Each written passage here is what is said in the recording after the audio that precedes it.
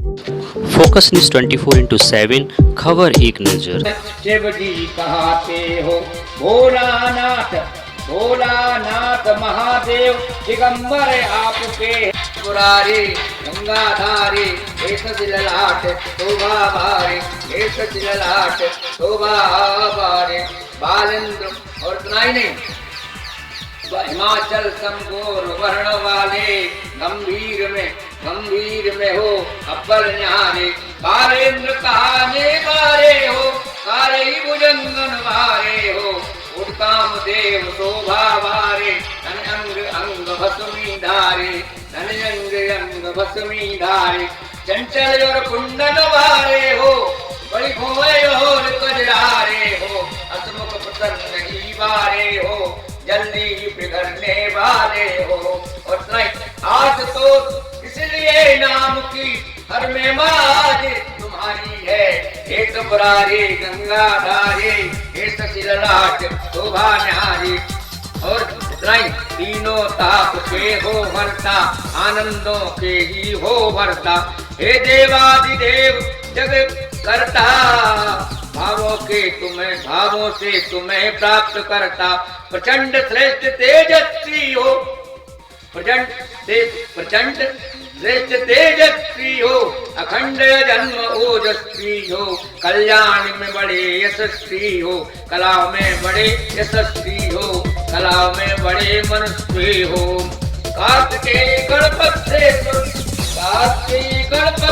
सुत जिनके रही एक पुरारी गंगाधारी एक ललाट शोभा न्यारी एक ललाट शोभा न्यारी कार्तिकेय लोग तुम्हारे कारण काशी की महिमा बताई थी भगवान शंकर के कारण इसमें मानी जाती है तुम्हारे कारण काशी की महिमा बड़ी अति ही भारी है एक पुरारी गंगाधारी एक ललाट शोभा इन पंक्तियों में केवल 4 पंक्तियां इनमें 12 ज्योतिर्लिंगों का वर्णन है हे विश्वनाथ केदारनाथ हे सोमनाथ भीमा शंकर हे विश्वनाथ केदारनाथ हे विश्वनाथ केदारनाथ हे सोमनाथ भीमा शंकर वैद्यनाथ मल्लिकार्जुन त्र्यंबकेश्वर घुसमेश्वर हो नागेश्वर ज्योतिर्लिंग स्वामी हे ज्योति रूप कामलेश्वर हो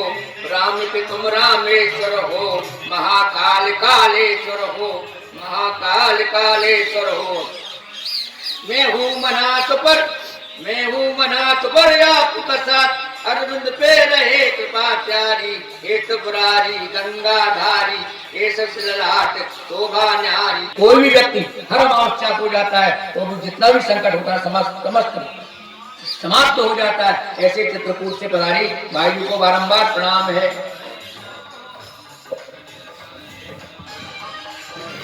बोलियो मापति महादेव की बोलिए श्री हनुमान जी महाराज की जय। बोलिए संत तुलसीदास जी महाराज की जय। बोलिए चित्रकूट धाम की जय। बोलिए मंदाकिनी मैया की बोलिए धाम की जय। गंगा तरंग जटा कलापम गौरी निरंतर विभूषित वाम भागम नारायण प्रिय मनम मदापहारम वाराणसी पुरपतिं भज विश्वनाथं हे हनुमान विराजियो कथा होत तुम सोच सेवक श्री राम के मैं चरणों की दास मैं चरणों की बात। बोलिए सियावर रामचंद्र की। बोलिए हनुमान जी महाराज। ये जो ये गत वर्षों से ये परंपरा चल रही है, हमारे श्री अग्रज सूरदास जी बरुआ के द्वारा एक मानस मर्मज्ञ का सम्मान होता है। आज इसी श्रृंखला में आज पुनः जो 40वें वर्ष के आज जो 40वां वर्ष चल रहा है, उसमें हमारे चित्रकूट से पधारी श्री मिथिलेश्वरी देवी जी का सम्मान कर रहे हैं सूरदास जी बरुआ, और बहुत बहुत धन्यवाद है। इसी प्रकार से कृपा बनाए रखें और ऐसा संग तो बराबर चलता रहे, ऐसे भगवान भोलेनाथ से। बोलिए हनुमान जी महाराज की जय। अखंड कोट ब्रह्मांड नायक मंगलमय मूल निपात परमेश्वर परमात्मा का विराजमान मानस मंच के सभी विद्वत वृंद, सभी संत जन और कुशल नैया को संभालने वाले ऐसे हमारे परम सम्मानीय परम विद्वान हमारे आदरणीय पूज्य चाचा जी, जो खुद की कविताएं तैयार करते हैं। और आज तो रास्ता ही मिल गया कि किस रास्ते से चलना है। नारी सशक्तिकरण। आइए, कोई बात नहीं, जो अपने घर से झंझटों को लेकर के आए हो उनमें पहले ये नियम है, हमारे गुरुदेव लोग बताते हैं, संतजन बताते हैं कि कथा के पूर्व जो नियम होता है भगवान का 2 बार नाम लेना। सो ऐसा कहा गया है, जैसे कि जनक जी महाराज के लिए बाबा गोस्वामी महाराज लिखते हैं, जोग भोग महा और राखे हो गोई और राम बिलोकत प्रगटे सोई। यानी जनक जी महाराज डूब गए। जैसे ही राघव जी को गुरुदेव के साथ में देखा, ये सुंदर बालक कौन है, मुनियों के हैं या किसी राजा के हैं, क्योंकि ऐसे स्वरूप में थे। जिस नगर से निकलते थे वही लोग कहते हैं, जो देखता था पैरों में बिन पग पनही, तो ये लगता है महाराज राजा के होते तो बिना पैरों में इनकी जूतियां होती। और अगर इनके जटा जूट, अगर इनके सिर में जटा जूट लगा हुआ है, बंधा हुआ है, तो फिर ये ऋषि के लगते हैं। महाराज कौन है? तो कहते हैं जनक जी महाराज के एक तरफ योग रूपी पल्ला और एक तरफ भोग रूपी पल्ला।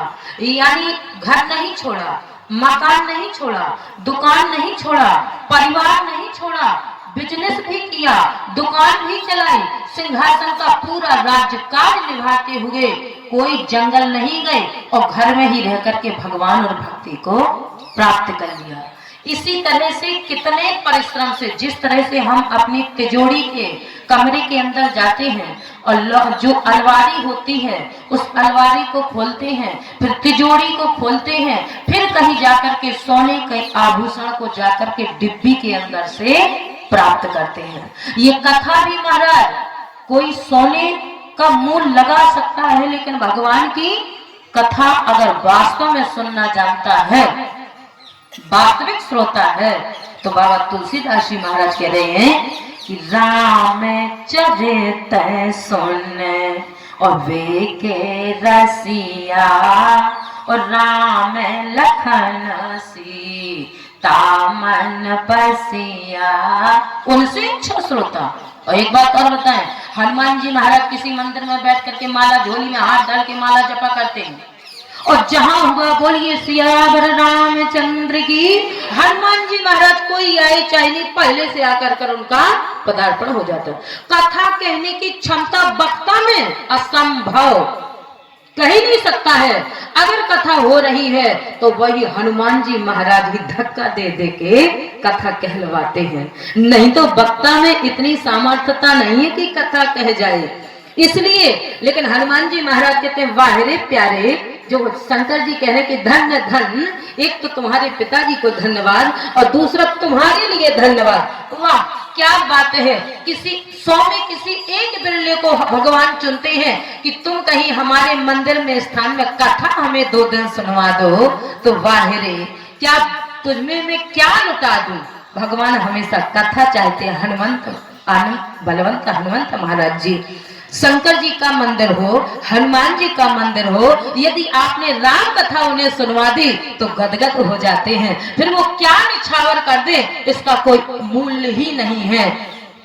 लेकिन कथा और कथा के साथ में राजा रानी, सेठ सेठानी, राधे राधे हाथ उठा के ताली बजा के सब बेकार हो गया। वहां हनुमान जी महाराज के आंखों से अश्रु निकलते हैं। मैं तो कथा सुनने आया था और यहाँ तो कथा के बीच बीच में व्यथा और हाथ पर हाथ, जबकि किसी भी पुराण को देख लेना, चाहे शिव महापुराण को देख लेना, चाहे रामचरितमानस को देख लेना, चाहे श्रीमद् भागवत महापुराण को देख लेना, महाराज किसी पुराण में शुरुआत में ताली बजा के राधे राधे नहीं है। यही अपराध होता है। क्योंकि हाँ, राधे राधे करो, इतना करो कि जब भगवान का प्राकट्य हो जाए, अब उस खुशी में राधे राधे और हाथ उठा के ताली बजाए, और पहले ही दिन से ताली बजा के राधे राधे हाथ उठा के। हनुमान जी महाराज कहते हैं, ना तो सुनने वाले का कल्याण और ना सुनाने वाले का कल्याण। वहां हनुमान जी शंकर जी नाराज हो जाते हैं, क्योंकि केवल कथा कही है। अब तो ठीक है, हम किसी का इंटरफेयर नहीं कर रहे हैं, कथा नहीं कह रहे थे, पता नहीं कहां से कहां पहुंच जाते हैं। अभी तो भगवान का नाम लेना, 2 बार भगवान का नाम अपने मन और वाणी को पवित्र करने के लिए, फिर भगवान की चर्चा। राजा राम राजा राम राजा राम राजा राम राजा राम राम राजा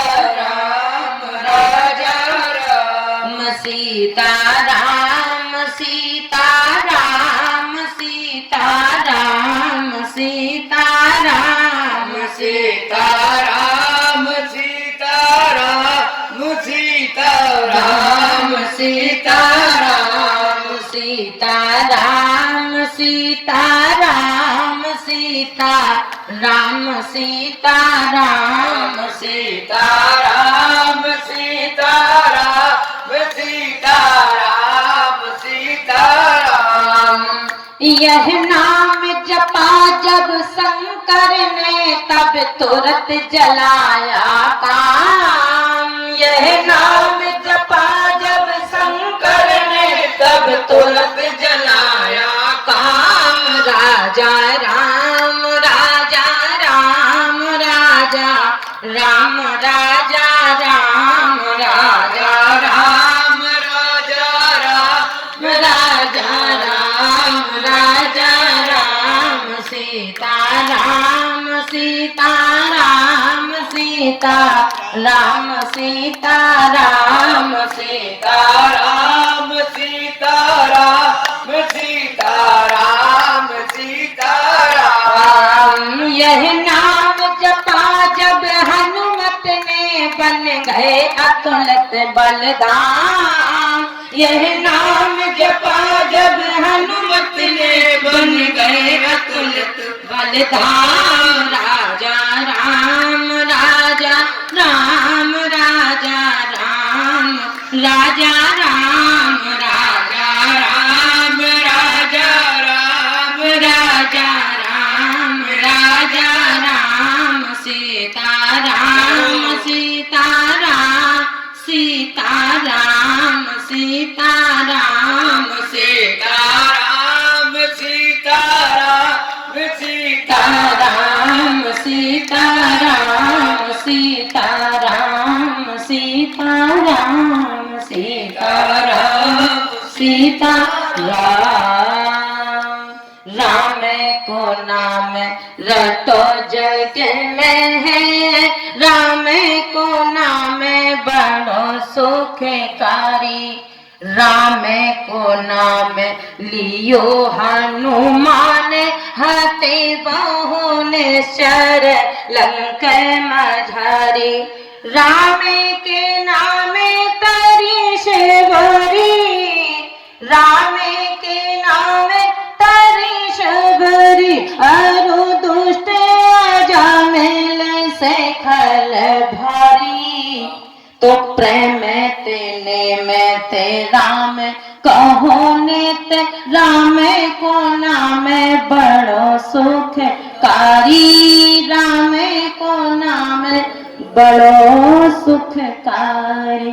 श्रुति पुराण सब ग्रंथ कहानी, रघुपति भगत बिना सुख नाही। रघुपति भगत बिना सुख नाही।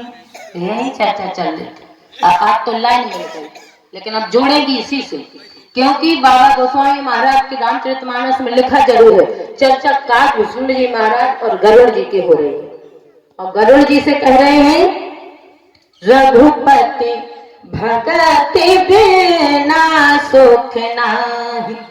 एसी के कमरे में, डल्लब के गद्दे में 5 मंजिल मकान के भीतर लेटे जरूर हो, 4 व्हीलर से 4 पहिया गाड़ी से चल जरूर रहे हो, लेकिन महाराज जो व्यक्ति एसी के कमरे में डल्लब के गद्दे में लेट करके सुख पाता है, वही सुख एक किसान को हरी भरी फसल को देख करके खेत की मेड़ पर और अपने पटना को बिछाता है अचला को, और हाथ का सुराना लगा करके लेट करके सुख प्राप्त करता है उसी फसल को देख करके।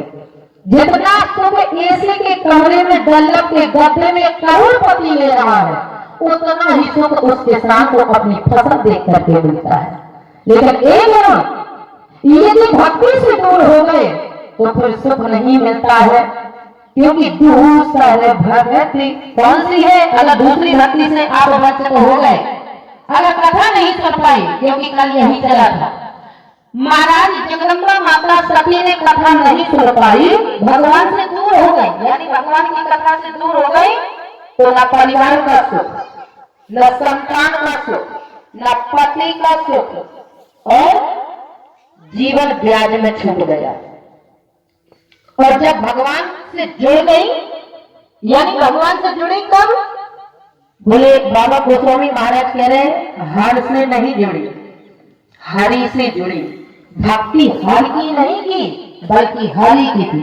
सती मरते हरि सन बर मांगा, हर से नहीं, बोले हरि से। और जब हरि से जुड़ी रहो तो फिर महाराज दुख दूर जाता है, और जब हरि से दूर हो जाओ तो दुख पास में आ जाता है। और जो सती माता हरि से जुड़ी तो फिर परिवार का सुख मिला, संतान का सुख मिला, पति का सुख मिला, महाराज बेटों का सुख मिला, एक नहीं 2 बेटों का, और बेटों का मिला, लेकिन फिर बहुओं का सुख मिला, बहुओं के साथ नाती पोते का सुख मिला। सो बोला कथा सब जानते हो, तो बोले कब मिला? बोले जब हरि से जुड़ गए, और जब तक हरि से दूर रही तब तक चाहे कितना 5 मंजिल के मकान में ठहरे रहो, लेकिन सुख मिलने वाला। गरुड़ जी से बोले सुना, रघुपति भगति बिना सुख नाही। जो बात मैं कह रहा हूं वो महाराज पुराण, वेद, शास्त्र, श्रुतियां सब का एक मत है। गरुड़ जी ने कहा गुरुदेव बात ठीक है, हम मानते हैं कि आप रामचरितमानस के 7 कांडों के विद्वान वक्ता हैं, लेकिन आप कह रहे हैं कि सबका एक मत कैसे हो सकता है? तो काकभूषण जी महाराज ने कहा सबका एक मत मैं मानता हूं कि धर्म के मामले में अलग अलग हो सकते हैं, लेकिन जो बात मैं कह रहा हूं उसका सबका एक मत है मेरे विचारों पर। क्यों? बोले इसलिए कि मान के चलो कि पति बहुत अच्छा मिल जाएगा और पूरे जीवन उस पति से सुख मिल जाए, इसकी कोई गारंटी नहीं। पत्नी बहुत अच्छी मिल जाएगी पर उस पत्नी से पूरे जीवन सुख मिल जाए, कोई गारंटी नहीं। बेटा बहुत सुंदर मिल जाएगा, बहुत अच्छा मिल जाएगा, कोई कमी नहीं है, आचार नियम संयम वाला है, बात को मानने वाला है, सदाचार को अपनाने वाला है, लेकिन उस बेटे से पूरे जीवन सुख मिल जाए, इसकी कोई गारंटी नहीं। अब काकभूषण जी महाराज ने गरुड़ जी से कहा सुना, बोले श्रुति पुराण सब और ग्रंथ कहानी, और रघुपति भगति बिना सुख नाही। छोटो मोटो को छोड़ो, रामचरितमानस में बड़े बड़े लोग लाइन में लगे हुए। जगदम्बा माता सीता चिंता हुई। अच्छा, भगवान को चिंता हो तो फिर तो गजब ही हो गया, और संतों को चिंता हो तो गजब ही हो गया। संतों को भी चिंता हुई है रामचरितमानस में। गाधी तनय मन और चिंता व्यापी। बोले महाराज आप ही को चिंता होने लगी तब तो ठीक है, हमारा जीवन तो ठीक है गृहस्थों का। अरे गृहस्थों को चिंता होनी चाहिए, वो आप चिंता करेंगे। तो बोले महाराज एक बात बताओ, अब जाएंगे नहीं क्योंकि आज विषय मिल चुका है नारी, तो आज प्रसंग भी इसीलिए जोड़ रहे हैं। और जगदम्बा को जब चिंता हुई, बोले चितवत चकेत चहु दिस सीता, और कहाँ गए नभ किशोर मन चिंता। भगवान कहते हैं ऐसी भक्ति से मैं इतने जल्दी मिलने वाला, जहां चिंता विषय आ जाए तो फिर समझ लो गड़बड़ है बात। और चिंता कब आई? बोले आग ही पूजा छोड़ के और सीता जी ने चल दिया। विषय कहाँ का है? बोले समय जाने गुरु और आया सुपाई, और लेने प्रसून चले तो भाई। किस जगह चिंता हो रही है? जैसे ही महाराज ने राजकुमारों का प्रवेश हुआ मैंने राघव जी का पुष्प वाटिका में, तो एक बात और इसमें आती है, समय जान गुरु आयस पाई। यानी भगवान ने विवाह 3 तरह से किया है। अच्छा, 3 ही मित्र, 3 ही शत्रु, 3 ही पिता, 3 ही भाई, हर चीज 3। बोले इसलिए, बोले महाराज 3 तरह से ही विवाह किया इन्होंने। क्यों? बोले पहला विवाह हो रहा है पुष्प वाटिका में। तो तुलसीदास जी महाराज से पूछा, बाबा गोस्वामी महाराज ने बड़ा सुंदर उत्तर दिया। बोले महाराज एक बात बताओ कि 3 तरह से विवाह किया ठीक है, लेकिन एक बात बताओ आपने पुष्प वाटिका को रामचरितमानस में क्यों लिखा? ना तो बरवय रामायण में, ना आनंद रामायण में, यानी ना काव्य रामायण, जितनी रामायण है एक में भी पुष्प वाटिका का उल्लेख। अरे और तो छोड़ो, यहाँ तक कि श्रीमद् भागवत महापुराण में भी पुष्प वाटिका का उल्लेख। अगर लास्ट पंचाध्याय में पुष्प वाटिका को जोड़ा भी जाता है तो फिर महाराज रामचरितमानस से उठा के जोड़ा जाता है। क्यों लिखा? संत तुलसीदास जी महाराज हमारे कहते हैं, मैंने पुष्प वाटिका को इसलिए लिखा है कि आगे का समय जो आने वाला है वो मेरी पुष्प वाटिका से अगर मिलके चलेगा तो जिंदगी में कभी दुख आने वाला है ही नहीं है। कैसे? बोले राम जी अपने मन से नहीं गए पुष्प वाटिका में, राम जी को भेजा गया है। क्यों? बोले क्योंकि अब महाराज पहला विवाह का जब मुहूर्त बना, समय बना, और समय का आकलन कौन लगाता है? बोले महाराज समय का आकलन जो हमारे बुजुर्गों के पास होता है वो युवा प्रणाली के पास समय का अनुभव नहीं होता है। जितना अच्छा अनुभव बुजुर्गों के पास होता है वो युवा प्रणाली के पास अनुभव असंभव। क्योंकि महाराज गुरु ने जान लिया समय को कि आज का समय ठीक है। समय जान और गुरु आया सुपाई, और चल दिए जाओ ना।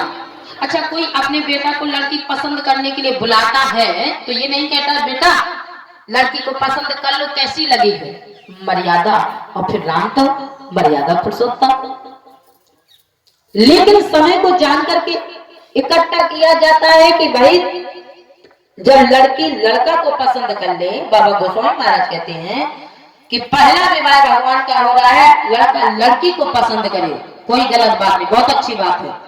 लड़की लड़का को पसंद करे और लड़का लड़की को पसंद करे तभी विवाह होना चाहिए, रामचरितमानस कहती है।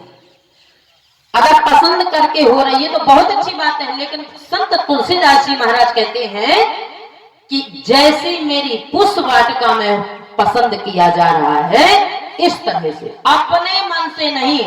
जब तक बुजुर्ग का आदेश ना मिले, बूढ़े माता पिता का आदेश ना मिले, तब तक न लड़का लड़की को पसंद करे और न लड़की लड़का को पसंद करे।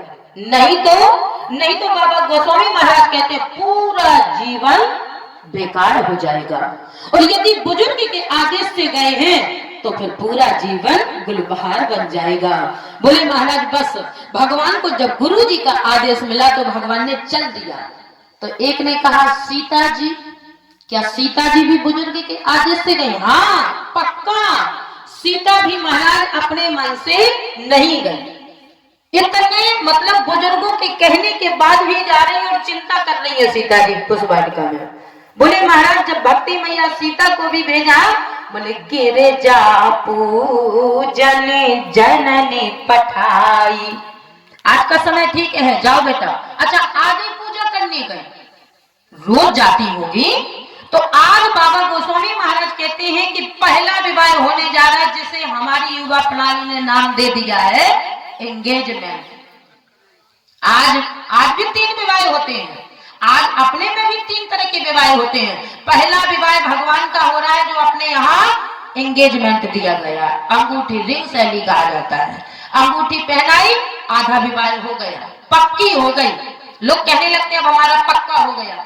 और दूसरा विवाह, बोले दूसरा विवाह भगवान ने किया है टूटत ही धनो भयऊ विवाहु और सुर नर नार विदित सब काहू। दूसरा विवाह भगवान ने किया है धनुष का भंजन करके।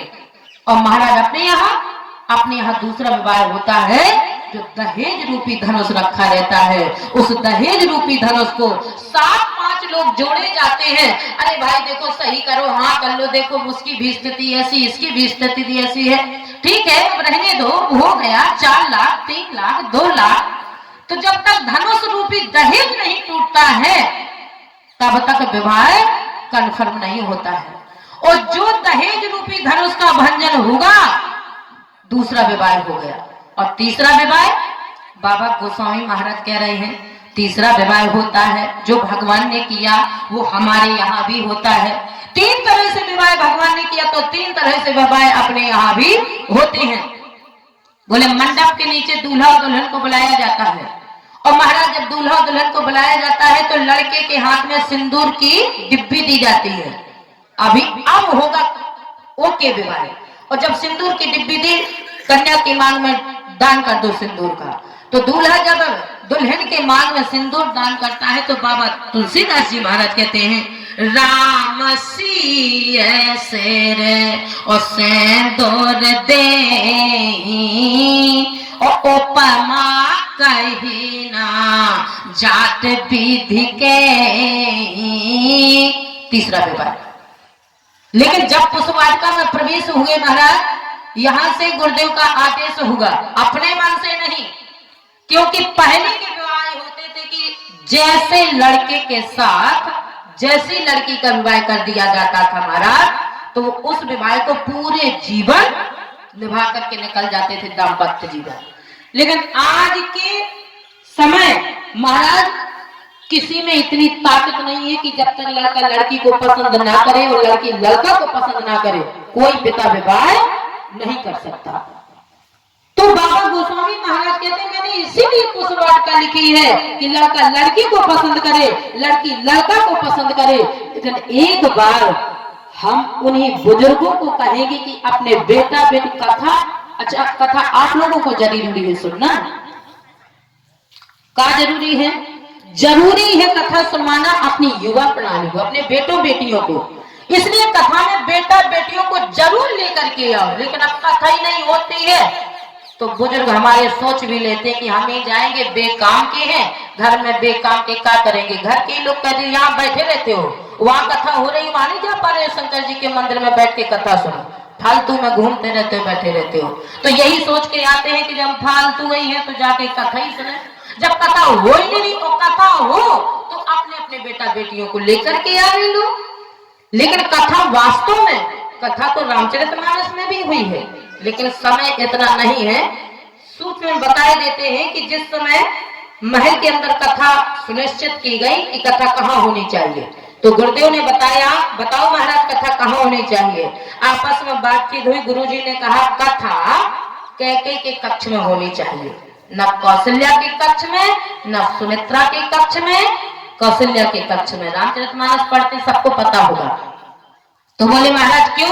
बोले कथा सुनाना कैकेयी को जरूरी है, ना कौशल्या को आवश्यकता है कथा सुनना, न सुमित्रा को आवश्यकता है कथा सुनना, लेकिन कैकेयी को कथा सुनवाना जरूरी है। पर सुनी किसने थी वो कथा? वो कथा बड़े ध्यान से माई मंथरा ने सुनी थी। और माई मंथरा ने जब सुनी तो समय आने पर वही कथा महारानी कैकेयी को कद्रू व बिंता की सुनाई। तो अयोध्या के भीतर जो रात तिलक होने जा रहा था वो स्वाहा हो गया। ये कथा ही का तो है। तो बोले महाराज इसलिए कथा हो तब तो महाराज अपने बेटा बेटियों को लाए सुनने के लिए। जब कथा ही नहीं हो रही है तो सुनाई तो है मंथरा ने कद्रू व बिंता की कथा। तो बोले महाराज इसलिए बाबा गोस्वामी महाराज कहते हैं कि भगवान जब जा रहे हैं, बोले समय जान गुरु आयस पाई और लेन प्रसून चले दो भाई। आए आकर के देखा महाराज बाग में कोई नहीं है, जाए तो फूल लेने कैसे जाएं? और देखो दोनों ने दर्शन किया, राम जी ने सीता जी को देखा, सीता जी ने राम जी को देखा, दोनों ने एक दूसरे को पसंद किया। अच्छा जाते जाते राम जी ने तो सब कुछ बता दिया, लेकिन सीता मैया ने एक और बात नहीं बताई। गजब की बात तो जब है जब महाराज प्रूफ भी ले लिया जाए। सीता जी तो फोटो तक लेकर के आई है खींच करके, और फिर भी महाराज अपनी मैया को कुछ नहीं बताया कि मैंने वहां क्या देखा क्या नहीं हुआ, कुछ नहीं। हमारे राम जी इतने सरल हैं कि वहां जब जाते हैं तो देखते हैं कि वहां कोई नहीं है। तो महाराज जब तक एक माली बाबा दिखते हैं। अच्छा आज का युग है तो कैसा है, लोग देखते हैं, राम जी देखते हैं कोई दिख जाए जब पूछ के फूल लिया जाए, और संसार में लोग ऐसे हैं कि वो देखते हैं कोई दिखे ना तो ताला तोड़ दिया जाए। और भगवान वायरे ठाकुर जी लक्ष्मण जी ने कहा काहे खड़े हो बाहर भैया? अरे बोले कोई दिख जाए तब ना फूल लिया जाए, ऐसे अपने मन से तोड़ लिए जाए। और जब तक माली बाबा देखे तो माली बाबा से कहा बाबा हम कुछ फूल लेना चाहते, हमारे गुरुजी ने मंगाए हैं। अच्छा बहाने से बेटा बेटी को दिखाया जाता है। लड़के से कहा जाता है बेटा जरा पानी ले आना, लड़का से कहा जाता है बेटा जरा हमारा ऐसा सामान ले आना। और जब लड़की को पसंद करवाया जाता है तो क्या कहा जाता है? बेटा जरा चाय दे जाना। ये नहीं कहा जाता है कि पसंद कर जाओ, हम बिटिया को बुला रहे हैं तुम पसंद कर लो। ये मर्यादित बाबा गोस्वामी महाराज लगता है कि भविष्य के बहुत बड़े ज्ञाता थे। वो जानते थे कि आगे समय ऐसा आएगा कि जब तक लड़का लड़की को पसंद नहीं करेंगे तब तक कोई पिता विवाह नहीं कर पाएंगे। तो उन्होंने इसीलिए रामचरितमानस को लिखा है भविष्य का ज्ञान जानते हुए। और जैसे ही महाराज राम जी ने के लिए महाराज देखा तो बाबा ने कहा क्या बात करते हो, तुम फूल लोगे हमारे बाग से? तो राम जी ने कहा क्यों? अरे बोले फूल की लगाए हो, बाग के अंदर नहीं आने देंगे। क्यों? अरे देखते नहीं हो, एक हमें डर है। क्या? बोले जो हम ड्यूटी कर रहे हैं यहाँ वो ड्यूटी से सस्पेंड हो जाएंगे, कान पकड़ के माली निकाल देगा। क्यों? बोले महाराज हमने सुना है कि आपके चरण के रज लगते ही महाराज अहिल्या पत्थर की नारी हो गई। तो बोले महाराज इसका भय? हाँ। बोले हमारी तो नौकरी चली ही जाएगी।